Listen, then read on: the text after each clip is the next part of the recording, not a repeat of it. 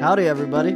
My name is Silas Albright, and it is my pleasure to welcome you and everyone listening to the first ever episode of the Foolin Around podcast with my good buddy Lightnin Wells. Glad to have you today here, Silas. It's good to be here. It's been a long time in the making. Glad we're finally sitting down to do it. Yeah, me too. So just kind of set the scene here. We're out here just across the Edgecombe County line here in rural eastern North Carolina. It's home to me and Lightnin. I'm from just up the road in the Fountain, and which is Pitt County, of course, and we go way back. I'm 25 years old now. I've been around Lightnin my whole life. I grew up on his children's album, especially Jump Little Children Jump. I got a lot of good memories listening to that. And I'm just so happy we're finally doing this. It's something I've been thinking about doing for a really long time. We've been talking about it since before Lightnin's recent album even released, and it's been a few months since that came out, and it's really good. We're going to talk to you about it today. It's an all-ukulele compilation. It spans over 30 years from 1987 to 2017, and it's got a bunch of different Lightnin and uke. A lot of them are previously unreleased studio recordings, and then some are from other various concerts and festivals. Really showcases Lightnin's talent and grasp of the ukulele and all the different styles he plays. It's a delight to listen to. It's a very soothing sound. Always puts me in a good mood, so definitely check it out. You can pick up the CD through Lightnin himself. He's got copies, so hit him up. Or you can get it online through the R.A. Fountain General Store for $12, which I will put a link to in the description. So, yeah, check it out. And another thing I wanted to mention, so we've got a pretty good interview for you. Lightnin kind of talks about how he started the uke, and you'll hear what the interview's about. But, yeah, stick around for after the interview for a taste of the album, too, because we got a really nice recording of Lightnin playing Foolin Around, the song that inspired it all, the album and this podcast, or the titles at least, But all right, that's enough for me. Without further ado, here it is, folks. So when did you get your first uke? You've been playing it as long as I've known you. I always had one around the house, like a lot of teenagers. I remember a lot of girls, young girls especially, always had a uke in their house, a cheap uke. Played around the campfire and stuff like that. Yeah, we had one to bang on around the house, but I bought a Martin in the early 80s, and I've got a nice deal on it, and I wanted to incorporate it in my blues act and do a couple of songs on the uke. And then during the 90s, I kind of really got into it, yeah. Mm-hmm. All right. So, I started playing in the 90s, like seriously. I was doing a blues gig down in Charleston, South Carolina, and this girl came in with a little sundress carrying. He says, "Do you play the ukulele?" I went, "Yeah." So, "Do you play some uke?" And I said, "I got one with me. Yeah, I'll do that." And she was completely in the uke. Her name was Sandy Hines. She was the ukulele lady from Charleston. And it just got me really going on the uke. It's like I went and, played it every day after that during the 90s. I learned a whole bunch of songs. I started taping them.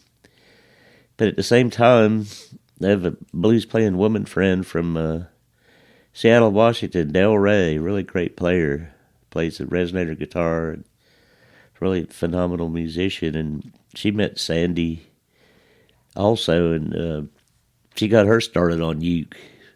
And Del Rey has a metal resonator uke, and had developed her own style. So Sandy influenced her to get into uke too. And she's taken a different direction than I did. She plays with finger picks, and she does pretty complex raggy type pieces. I'm more into the songs. I like the old songs from the 1920s, and I like to learn the verses that people seem to have forgotten. It's like the way they construct the songs in the 20s, they would have two verses, a chorus, and a lot of people forgot the second verse, but a lot of people did the first verse then, and they was constructing the songs. In the 30s, the big bands came in, so the orchestra would play the song as an instrumental, then you'd have a vocal refrain, which would only be the chorus. So people tended to forget the verses after all those years. I like to bring those back. I'll use both verses if they're good ones. If the second one's not good, I'll just do the first one. Mm-hmm. But it's just fun to play, like to start out and do this. Start out with a verse that people said, "What's this song? What's this song?" Then you go to the chorus, they go, "Oh yeah, I've heard that one." Right. It sounds like you must have done some research. I mean, on all of these songs, but to find forgotten verses, like how does even a process like that start? Like, Oh, where do you look first? well, I've got 78 record collection. I like to hear it, but if I really like a song, I'll seek out the piece of sheet music from the 20s, which I can usually find fairly cheap, and that's how you learn your verses. Mm-hmm. And I have a pretty good collection of that stuff. And an interesting thing about the 20s sheet music is like most of them had uke chords with it. They have a piano score, then uke chords over it. And the person who was responsible for that was Singhi Breen, who was a historical figure, a woman. They called her the Ukulele Lady. And she's the one that influenced the publishers to put the uke chords in there. She also had it out with the Musicians Union. She was playing and she wanted to join the Musicians Union in New York City. And they said, well, the ukulele is not a legitimate instrument. And she fought it out with him and established that it was a legitimate instrument. Wow, that's a pretty good accomplishment. Yeah. But yeah, I mean, so you've been into it for a while, obviously, but I don't know. It kind of seems like, have you noticed an increase in interest in kind of the old time uke recently? I know you were at a uke event relatively recently. Yeah, especially about 10 years ago. It seemed to peak this real big interest and revival of interest in the uke. And everybody was into it, and I think, like most things, I think interest has peaked and now it's waning, but I'm still doing it, and people are still interested. I've been wanting all these years to, I've done blues CDs and stuff, and I've always wanted to do a uke project, and a lot of people, I don't know, a lot of people say no, I don't like the uke. I said, I got a new uke album. Oh, no. So people either love the uke or they don't, and somehow it spoke to me. I like the uke, and I've been wanting to do a project all these years, and I've been on compilations, and I've added uke songs on most of my CD releases, a few, but I want to do like one whole project just of uke stuff. So the way I did this, instead of going into the studio and doing a project, I collected different uke things from different years. A lot of it's live from different venues, and just made my own compilation here of 20 pieces on the uke, most of them from pre-1928. So it has varying recording qualities. Some of them are like home recordings I did, pretty bare bones. Some of them are in front of a live audience. Some of them are outtakes of projects I did in the studio, of stuff that never got released on the uke. But it all fit together pretty well. I've worked on it for a while. So the first cut I did was from 1987, way back then. Wow. And it goes from 1987 to 2017, just a few years ago. So it spans a lot of years here. The first song I opened with was the earliest one I did in 1987. It's the Crazy Blues. It's recorded live at the Festival for the Eno in Durham, which is a festival I do. I've done every year since 1980 in Durham, and it's always on the 4th of July. And they did a cassette release back in the 80s of Best of Festival for the Eno. This song was on it, Crazy Blues. They said they had enough guitar players, that's why they used the uke with it. Mm-hmm.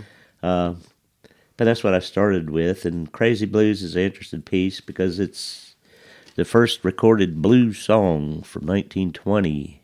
You had some blues before that, but it wasn't authentic blues. This was a song that was written by a black songwriter, performed by a black artist, who was Mamie Smith, and her band, the Jazz Hounds. So I'm doing a ukulele version of Crazy Blues.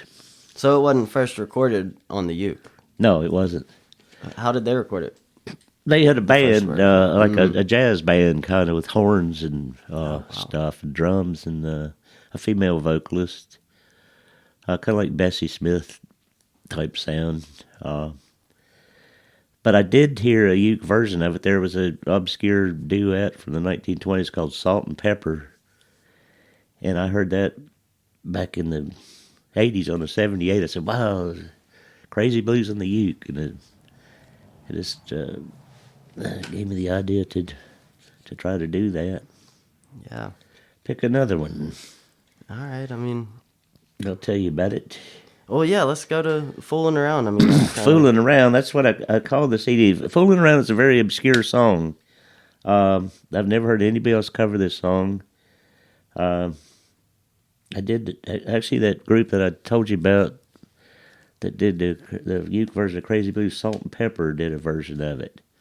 But it's written by Carson Robinson very early in his career, like 1924.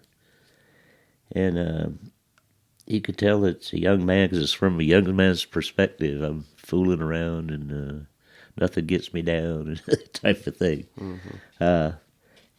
I've never heard anybody else do this song, so I'm really glad to introduce this song into the public's consciousness. Yeah. I mean, I've been listening to this CD riding around in the car, and it's really soothing. I think the instrument is just such a, I don't know, it doesn't sound quite like anything else, and it's nice to the ear. It really is. I mean, the Crazy Words, Crazy Tunes song, that's a pretty interesting one. Yeah, it is. It's what I call the anti-uke song. Right. It's like the uke was such a craze.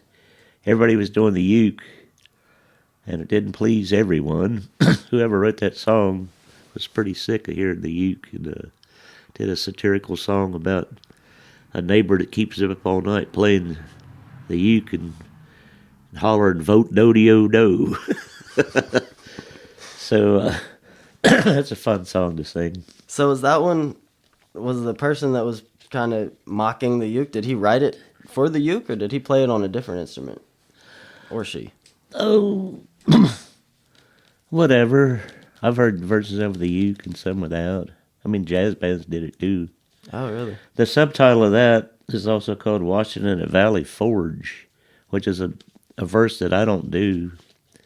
The version I liked the best was done by Frank Crummett, who was a uke player in the 20s, and it deals more with the disgust with the ukulele, whereas the Washington Valley Forge line that some people do, Art Fowler does that version, the Jim Kweskin Jug Band does that version.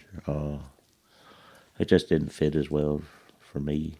Yeah, I love the version that's on there. I mean, it's pretty hilarious, and the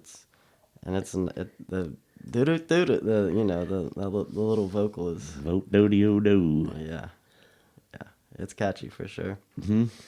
And the Drizzling Rain song, I mean, that one. Oh no, that's a more modern song. Is it really? That one's interesting. That one came from the 1950s, and I've never heard many people cover that one. I think it's a beautiful melody, and it was recorded in Chapel Hill, North Carolina, in the 50s by a woman named Syl Turner. Syl is short for Lucille. Syl Turner was a middle-aged, a 60-year-old white woman from Lynchburg, Virginia. But she sang songs kind of in a black dialect, and had been doing that since the 30s. And she was kind of a society kind of woman, doing these interesting folk-type songs. And she wrote Drizzling Rain, and I recorded it at Chapel Hill in the late 50s, and it's on the small label Colonial Records. But I just knocked me out the first time I ever heard that song, and I figured out a way to do it on the uke, and I said, man, this arrangement, which I think the arrangement was done by Joe Tanner, who did a lot of arrangements for the artists on Colonial Records. I said, he's bound to have done a uke, because it just fits, like, do-do-do-do-do-do. Just fits the uke so well. It really does. That one's, yeah. I mean, I don't know. I feel like I need to come up with a word other than soothing to describe the uke and the way you play it. But that song's pretty soothing. it really is. It really is. And I'm using the larger tenor ukulele for that, which I tune low. So that's the mellowest instrument I've ever tried to play. So, well, that's kind of interesting thing. I mean, of course, you probably played different ukes on a lot Oh, of I these am on songs. this whole thing. Like some of it, I've played. Mostly, the main one is the smallest one, the soprano uke. And I prefer Martin's. But on some of them, I'm playing the banjo uke. Really? Yes. Yeah, waiting for the evening mail. A few of them I'm doing the tenor uke, which I tune lower like a baritone uke, but with the reentrant string.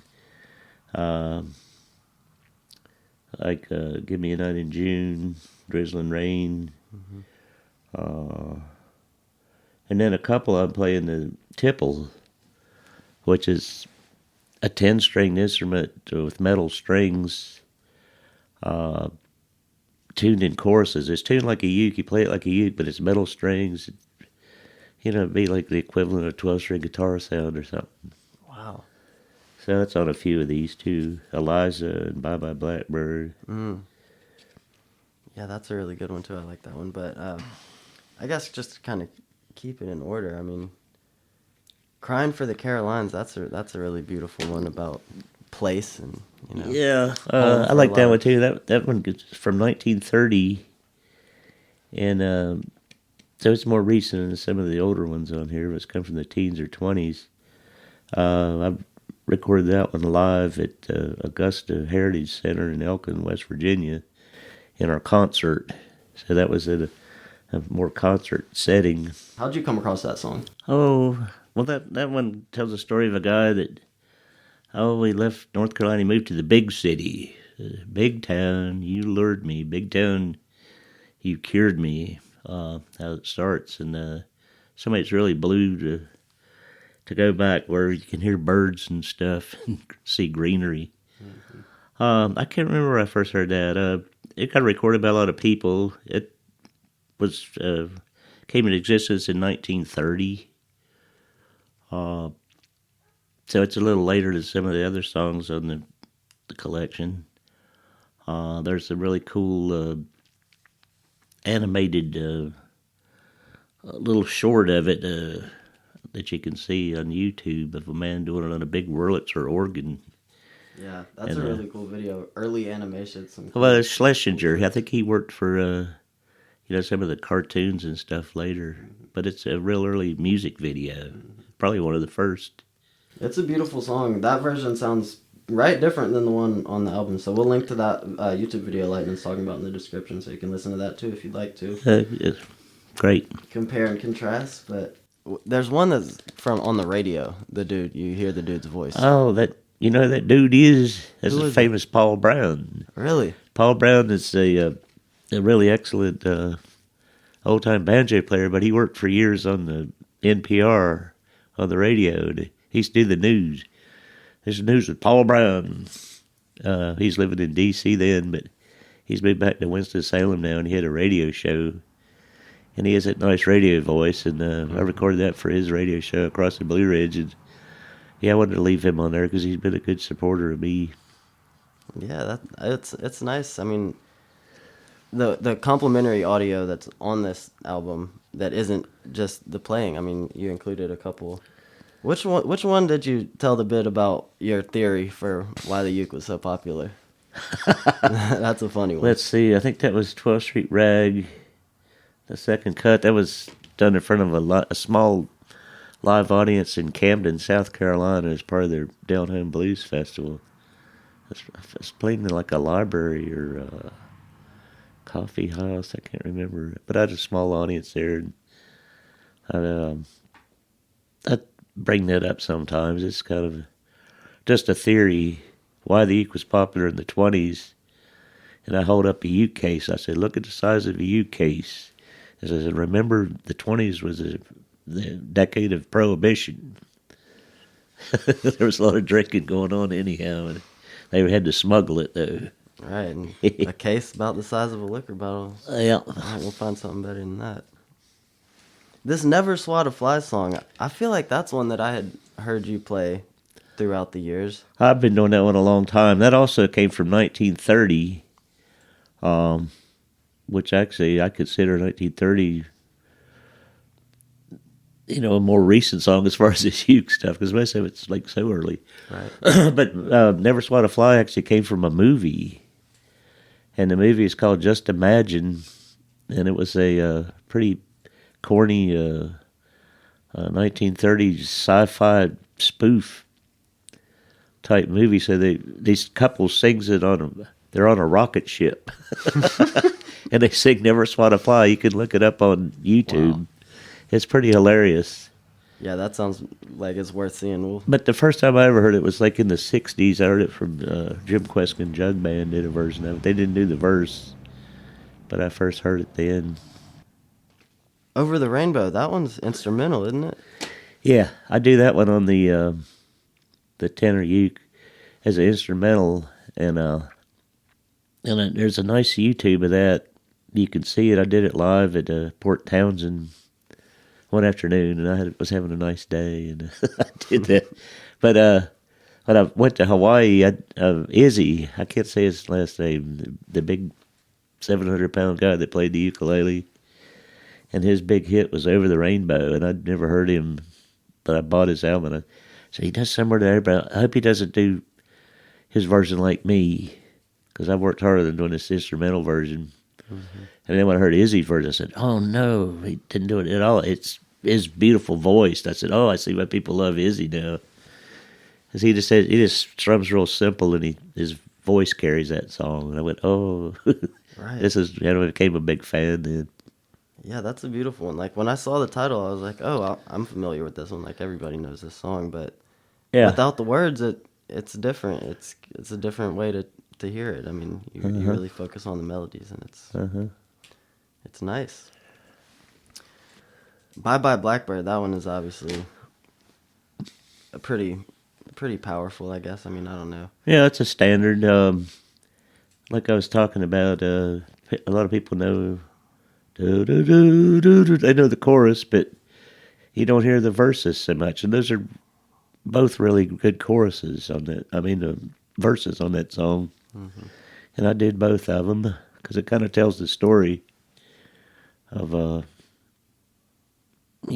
somebody having a hard time and longing for home and hoping things get better and stuff. Mm-hmm. That's a relatable theme.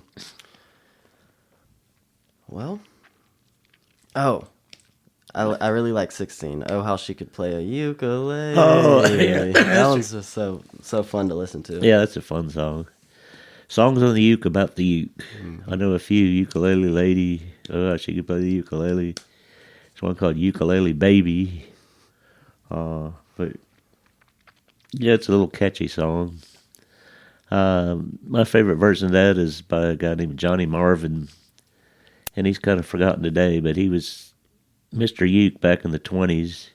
Of course, the king was Cliff Edwards, Ukulele Ike. He would have been like the Elvis of the uke in the 20s. He was tops, and people copied him a lot. Johnny Marvin, I'd say, was second. Recorded a whole lot. He was from Oklahoma. He had a pleasant voice. He wasn't as flamboyant as Ukulele Ike, but he was solid. And his version of that song, Oh, How She Could Play the Ukulele, it's him with the ukulele and a violin played. It's a really nice version. Wow. Yeah, so, I don't know, it seems like a lot of these songs from kind of the teens and 20s, were they usually just a ukulele and a singer, or what is it? I mean, that's how it is on your album, but... Right. No.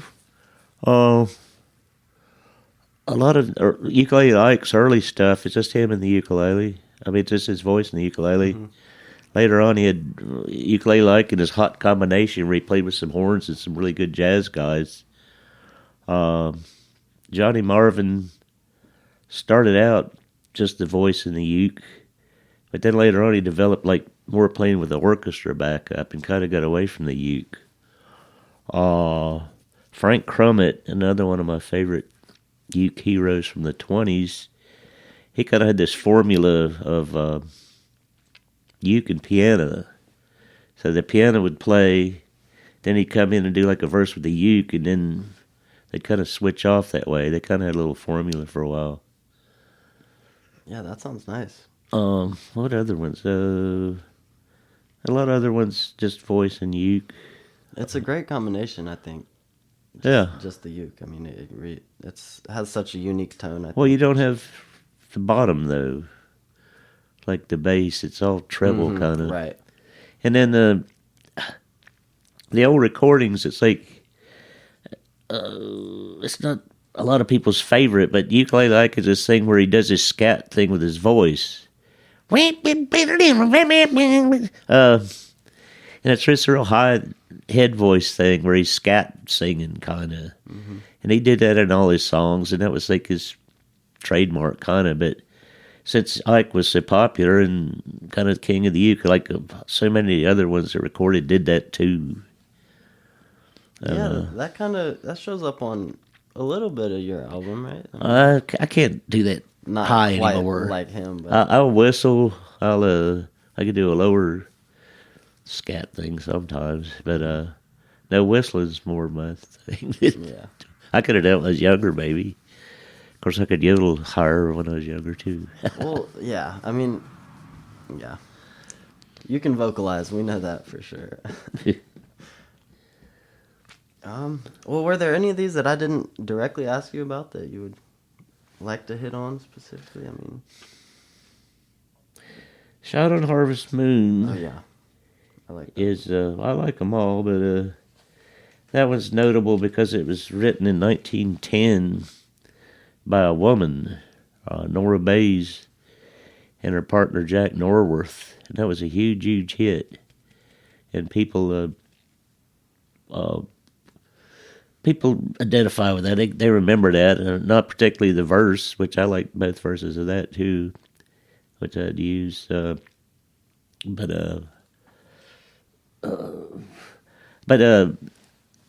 I go back to the original sheet music, which says, I ain't had no lovin' in April, January, June, or July.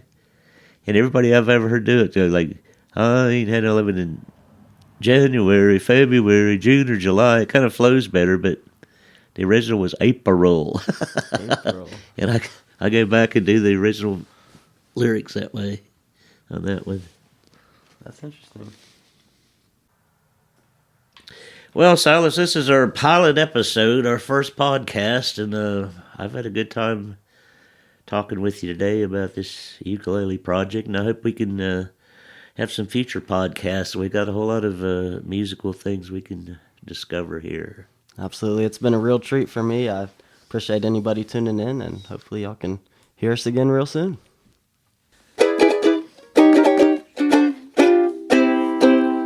Responsibility don't mean a thing to me. It's just calamity. I can't do nothing for it. Ain't nothing worries me. Ain't nothing hurries me. I'm wild and fancy free, having a wonderful time, just fooling around,